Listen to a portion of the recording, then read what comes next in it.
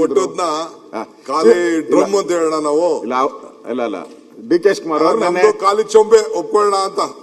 ಏನೋ ಚೊಂಬು ರೆಡಿ ಮಾಡ್ಕೊಂಡು budget ಓದಕ್ಕಿಂತ ಮುಂಚಿತಾಗೆ ಚೊಂಬು ready ಮಾಡ್ಕೊಂಡು ಇಟ್ಕೊಂಡಿದ್ದೀರಾ. ಬಜೆಟ್ ಓದ್ಮೇಲೆ ಬೇಕಾದ್ರೆ ಮಾರ್ಕೆಟ್ ಇಂದ ತರಿಸಿದ್ರೆ ಪರವಾಗಿಲ್ಲ, ಮುಂಚಿತವಾಗಿ ಪ್ಲಾನ್ ಮಾಡ್ಕೊಂಡು ಬಂದಿದ್ದೀರಾ ಅಂತಂದ್ರೆ ನಿಮ್ಮ ಭಾವನೆ ಹೆಂಗಿದೆ ನೋಡಿ.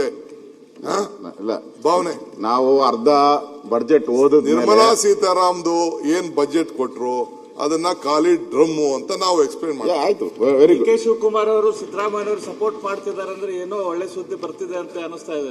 ನೋಡಪ್ಪ, ನೀವು ಅದೆಲ್ಲ ಕನ್ಸ್ ಕಾಣಕ್ ಹೋಗ್ಬೇಡ. ಕನ್ಸಿಲ್ಲ.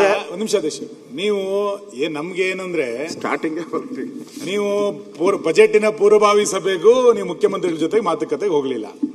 ನಾನು ಬಜೆಟ್ ಮಾರನೇ ದಿನದ ಎಲ್ಲ ಪತ್ರಿಕೆ ನೋಡಿದೆ, ನಿಮ್ದು ಒಂದು ಕಾಮೆಂಟ್ ಇಲ್ಲ. ಏನ್ ನಡೀತಿದೆ ಅನ್ನೋದು ಅರ್ಥ ಆಗ್ಲಿಲ್ಲ. ಈಗ ನೀವು ದೊಡಾರ ಅಂತ ನಿಂತ್ಕೊಂಡ್ಬಿಟ್ರದ್ ನೋಡಿದ್ರೆ ಇಡೀ ಬಜೆಟ್ ಪೂರ್ವಭಾವಿ ಸಭೆಯಲ್ಲಿ ನಿಮ್ಮ ಎರಡೂ ಇಲಾಖೆ ಸಭೆಗೆ ನೀವು ಹೋಗ್ಲೇ ಇಲ್ಲ. ಕಾಮೆಂಟ್ ಅಲ್ಲಿ ಒಂದು ಇಡೀ ಪೇಪರ್ ಅಲ್ಲಿ ಒಂದು ಕಾಮೆಂಟ್ ಇಲ್ಲ. ಉಪಮುಖ್ಯಮಂತ್ರಿದು ಬಜೆಟ್ ಚೆನ್ನಾಗಿದೆ ಅಂತಾನೂ ಇಲ್ಲ, ಚೆನ್ನಾಗಿಲ್ಲ ಅಂತಾನೂ ಇಲ್ಲ. ನಾನು ಏನೇನು ಹೇಳ್ಬೇಕು ಎಲ್ಲ ಹೇಳಿದೀನಿ ನೋಡಿ. ಏನೇನು ಹೇಳ್ಬೇಕು ಎಲ್ಲ ಡೆಲ್ಲಿಯಲ್ಲಿ ಹೋಗಿ ಹೇಳಿ ಬಂದಿದ್ದಾರೆ ಅವರು.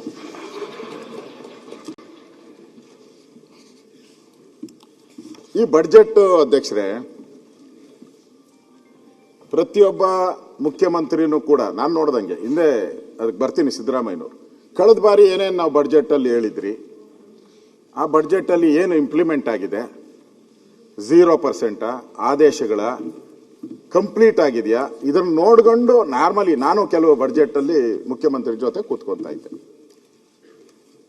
ಅವಾಗ ಏನ್ ಮಾಡ್ತಾ ಇದ್ರು ಮುಖ್ಯಮಂತ್ರಿ, ಪ್ರಿನ್ಸಿಪಲ್ ಸೆಕ್ರೆಟರಿ ಮಂತ್ರಿ ಬಂದು ಕೂತ್ಕೊಂಡಾಗ ಕೇಳ್ತಾ ಇದ್ರು, ಏನಪ್ಪ ಎಷ್ಟು ದುಡ್ಡು ಕೊಟ್ಟಿದ್ದೀನಿ ಕಳೆದ ಬಾರಿ? 5,000 ಕೋಟಿ ಕೊಟ್ಟಿದ್ದೀರಿ. ಎಷ್ಟು ಖರ್ಚು ಮಾಡಿದೀಯಾ? 2,000. ಹಾಗಾದ್ರೆ ನಿಮ್ಗೆ 2,000 ಕೊಡೋದು ಸರಿ ಅಂತ ಆಯ್ತು ಹೇಳ್ತಾ ಇದ್ರು. ಅವಾಗೆ ಅವ್ರಿಗೆ ಬಿಗಿ ಬರೋದು ಮಂತ್ರಿಗಳಿಗೆ.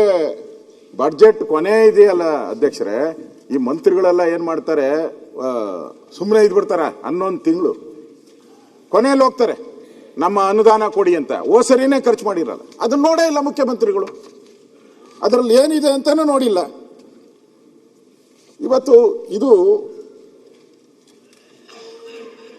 ಸಾಲ ಮಾಡಿ ಹೊಸ ಸಾಲ ತೀರ್ಸಕ್ಕಷ್ಟೇ ಇದು ಮಾಡಿರೋದು. ಸಾಲ ಮಾಡಿ ಹೊಸ ಸಾಲ ಅಂತವ್ರು ಬೆಂಗಳೂರಲ್ಲಿ ಕರ್ನಾಟಕದಲ್ಲಿ ಬಹಳ ಜನ ಇದ್ದಾರೆ. ಈ ತಿಂಗಳಿಗೆ ಏನ್ ಬೇಕೋ ಸಾಲ ಮಾಡೋದು, ಅವನಿಗೆ ಇನ್ನೊಬ್ಬನ ಕೊಡ್ಬೇಕಾದ್ರೆ ಇನ್ನೊಬ್ಬರಿಂದ ತಗೊಳೋದು, ಅವನ್ ಕೊಡ್ಬೇಕಾದ್ರೆ ಇನ್ನೊಬ್ಬನು ಅವನಿಗೆ ಹಿಂಗೆ ಹೋಗಿ ಹೋಗಿ ಈ ಸಾಲದ ಹೊರೆ ಇವತ್ತು ಆಗಿದೆ.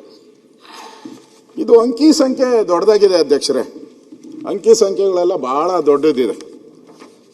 ಆದರೆ ಅದರಲ್ಲಿ ಯಾವುದೇ ತಿರುಳಿಲ್ಲ. ಇವತ್ತು ರೈತರ ಬಗ್ಗೆ ಒಳ್ಳೊಳ್ಳೆ ಮಾತಾಡಿದ್ದಾರೆ, ಬದಲಾವಣೆ ತರಬಲ್ಲ.